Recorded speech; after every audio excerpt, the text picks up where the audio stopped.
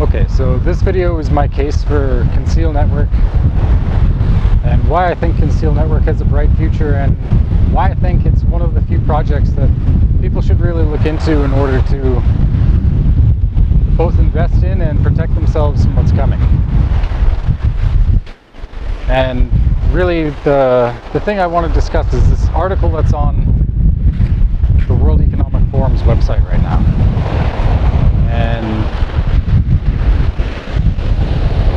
this article is pretty much talking about how COVID restrictions were a test of how people would accept social responsibility for a larger threat. And it's outlining that essentially climate change is this global threat that we need to prepare for next. And the way to prepare for that is to implement carbon tracking schemes, which essentially require digital ID for your personal carbon footprint to be tracked.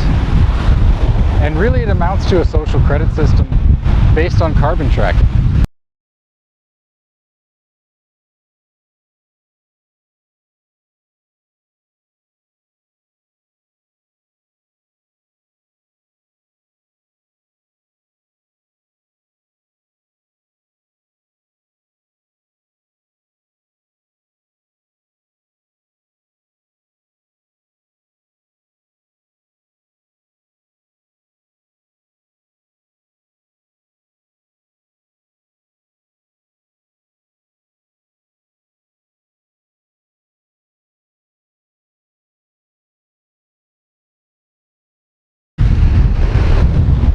Now, I warned in my last video that there's sort of a race against time in order for people to understand what's being done with central bank digital currencies being rolled out and how we have to prepare for the rollout of these central bank digital currencies.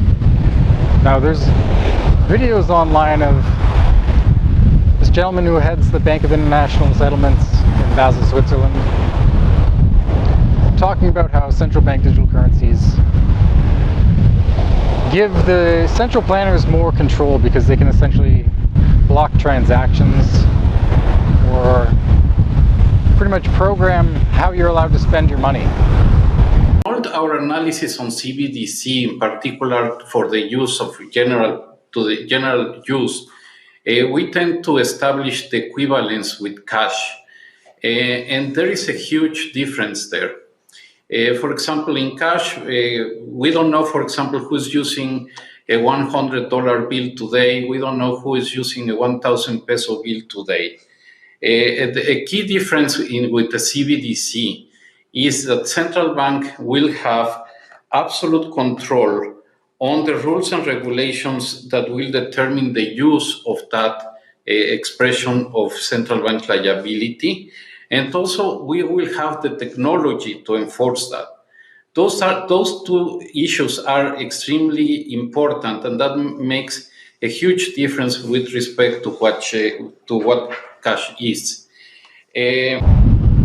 But they're not just going to roll this out and say, oh, it's better because we can control your money now.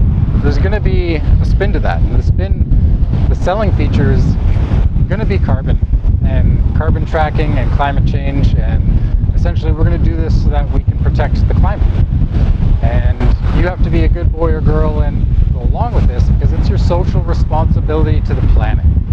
That's really what they're going to do to us.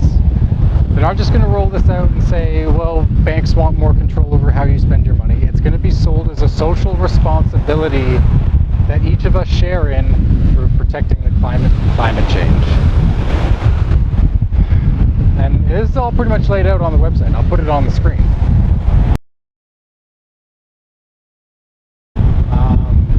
I'll put a link to it in the video description. So really, there's only a small subset of projects in the crypto market that I think really have a bright future because they're empowering to the individual. They're not just there to create a new currency. They're there because they really want to free people from these control grid control structures that are being put in place, the ones that already exist and the ones that are coming in the future. Now, I think privacy coins are really one of the only ways people are going to be able to protect themselves sort of digital ID, central bank digital currencies.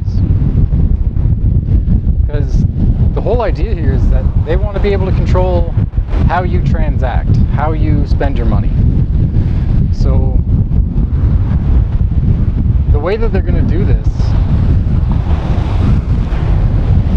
they're going to say that it's in the name of fighting climate change, but really they're just going to swap everyone over from their existing fiat currencies to central bank digital currencies. And they'll use the climate emergency as the pretext for it. So when that happens, like, there's only going to be a few ways that you'll be able to transact. You're going to be able to use their central bank digital currencies in the way that they've programmed your wallet to be able to spend it. But you'll also have the ability to still use private currencies, like the private digital currencies that exist in the crypto market that are private by default. There's only a handful of them. There's only a couple dozen, maybe. These are going to be the only things you can use that they're not going to punish you for.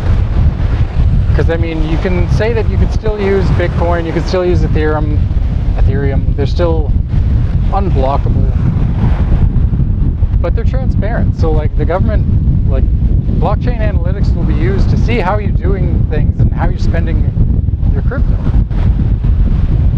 And if they can see how you're spending your crypto, they can punish you for it. Just look at the trucker convoy in Canada. If they don't like how you're donating Bitcoin to a cause, they'll say that your Bitcoin is no good, and they'll try to block it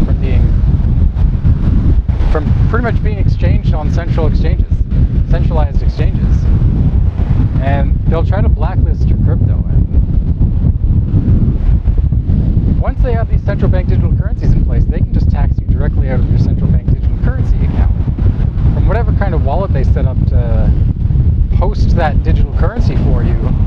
If they see that you're spending crypto in a way that they don't like, they'll punish your other wallet. Like, they may not be able to block your Bitcoin if you're doing person-to-person or wallet-to-wallet transactions, but they can sure as hell take money out of your central bank digital currency account. You're probably going to have to use that because you're probably going to get paid in that. Like, if you work for a living and the entire economy gets switched over to that, guess what? You're using a central bank digital currency whether you like it or not. Now, the troublesome part here is that they may be able to prevent you from buying these private currencies. So there's sort of a countdown. Like, if you don't have them now, you should start getting them. Like, get some Conceal Network. Look into whatever other private currencies you like. Like, I personally, I really like Conceal Network because out of the private currencies that exist, I like the way it's set up. I like the emission schedule. I like the scarcity that's built into that emission schedule. I think everything that was done to create Conceal Network was done in a really smart way. It's a little bit of an upgrade from Monero. You can't deposit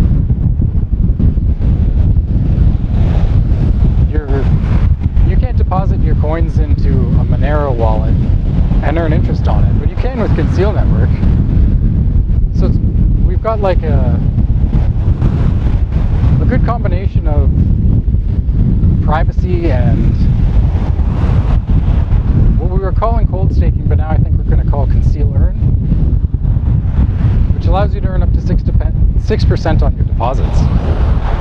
So really, the case I would make for Conceal Network is that once these central bank digital currencies get rolled out,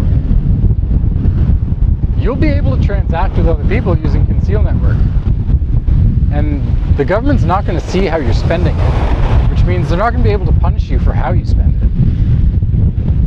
Now, really, I think when it comes to crypto, like, crypto means hidden. Most of what people call cryptocurrencies are transparent ledgers. There's nothing hidden about them whatsoever. They're all completely transparent.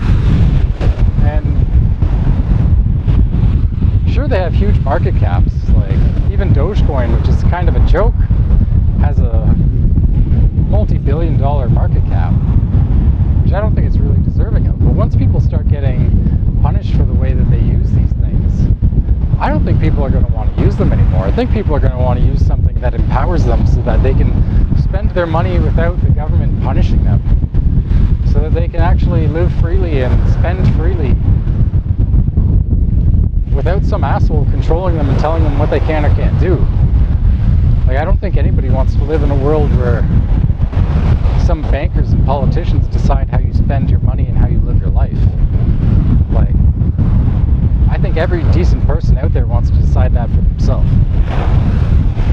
And really, like, there's gonna come a time, like, it's not there yet, but we're gonna approach a time where you're either gonna have these private currencies and be able to transact freely, or you're going to be stuck with whatever they give you in terms of privileges on your central bank digital currency. I'm not the type of person who wants to live according to the privileges given to me by bankers and politicians. I want to decide for myself, and I think a lot of other people do too. So really, I think there's this race against time that I described in my last video, where we have to kind of get the word out to people and tell them there's only a handful of ways you're going to be able to protect yourself from these central bank digital currencies. And really, the top one is privacy coins. Like, we live in a digital world now. You're not going to want to try to buy things with gold and silver. I think those will be viable alternatives if you have people that are willing to accept them. But really, like, there's major drawbacks to that. Like, there's some serious drawbacks to gold and silver. But private digital currencies, that's the future of living and transacting in a free world, when really we're not supposed to live in a free world anymore. I think if we're going to make it through the future with any semblance of freedom, people need to hop onto these privacy coins, these private networks. And I mean, just examine them, just take a look at them. Especially Conceal Network. Because like I said, it was designed in a really intelligent way. I like the whole layout of it. I like the products that they've built to use the coin, to earn interest on the coin in a smart way that's not inflationary. It comes from the block reward, the interest that you earn on your deposits, which is set up in a much smarter way than I think most other projects that earn interest are set up. So really, I'd encourage everyone to look at it. Look into this World Economic Forum article. Look at what they're planning for the future and start thinking about how you're going to protect yourself and your family from what they're planning to do to us. And they're not even really hiding it anymore. It's all out in the open what they're planning. So I'm going to do a part 2 to this video because it's starting to rain now. I was hoping I'd get a nice sunrise today. It was kind of nice. I'll do a part 2 to this video and I'll talk more in depth about why I think out of the privacy networks out there, Conceal Network is the one people ought to pay attention to. So that'll come up in part 2.